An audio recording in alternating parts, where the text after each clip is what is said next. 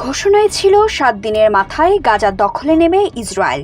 ৭ দিন তো ৭ দিন, যুদ্ধের প্রায় ৫ মাসের মাথায় এসে গাজা দখল তো দূরের কথা, গাজা থেকে লেজ গুটিয়ে পালানো ছাড়া আর কোনো পথ দেখছে না হায়নার দল।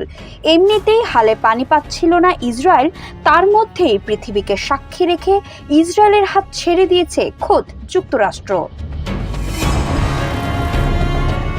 এক প্রকার ঘাড় ধরে ঘর থেকে বের করে দেয়া যাকে বলে।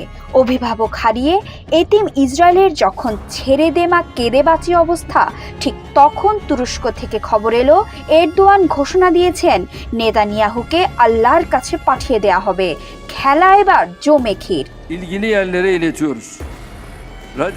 ঘটনা শোনেন, গত ২৫ মার্চ জাতিসংঘের নিরাপত্তা পরিষদ ইসলাম ধর্মাবলম্বীদের পবিত্র মাস রমজানে গাজায় যুদ্ধবিরতির দাবিতে একটি প্রস্তাব পাশ করে।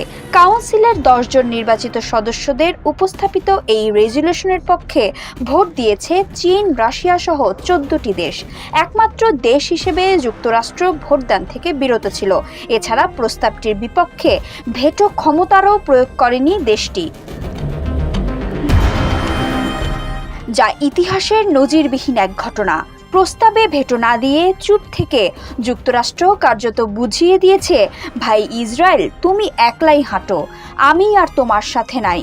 এতেই দিশেহারা ইসরায়েল। প্রস্তাব পাশের পর নিজ দেশের প্রতিনিধি দলের যুক্তরাষ্ট্র সফর বাতিল পর্যন্ত করেছে ইসরায়েল। অবস্থা এমন যে দুটি পথ আর নেই দুজনার। যুদ্ধবন্ধের আহ্বান জানিয়েই এতদিন ক্ষান্ত ছিল তুরস্ক। এখন নেতানিয়াহুকে সরাসরি আল্লাহর কাছে পাঠিয়ে দেওয়ার হুমকি দিয়ে এরদোয়ান স্পষ্টভাবে বুঝিয়ে দিল, ফিলিস্তিনের জন্য শুধু মুখে নয়, এবার ব্যবস্থা নেওয়া হবে হাতে।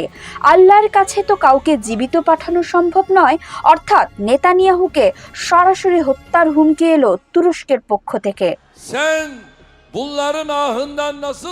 ৪ দিনের ব্যবধানে যুক্তরাষ্ট্র গেল, জাতিসংঘ গেল, ঘরের কাছের তুরস্ক থেকেও এলো হত্যার হুমকি।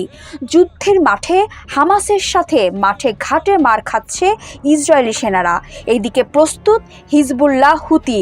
ইরান তো তাদের ওস্তাদ হয়ে যুদ্ধের প্রস্তুতি নিয়েই রেখেছে। এবার যাবেটা কোথায় ইসরায়েল? উত্তর জানা আছে নেতানিয়াহুর।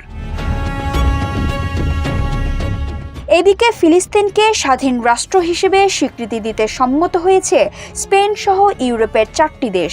অন্য 3টি দেশ হলো আয়ারল্যান্ড, মাল্টা ও স্লোভেনিয়া। ইতিমধ্যে তারা ফিলিস্তিনকে স্বীকৃতি দেওয়ার প্রাথমিক পদক্ষেপ সেরে ফেলেছে। সারা বিশ্বের সমর্থন তো আছেই, এখন একের পর এক দেশ সরাসরি স্বীকৃতি দিতে এগিয়ে আসছে। অন্যদিকে মাথা নষ্ট হচ্ছে ইসরায়েলের।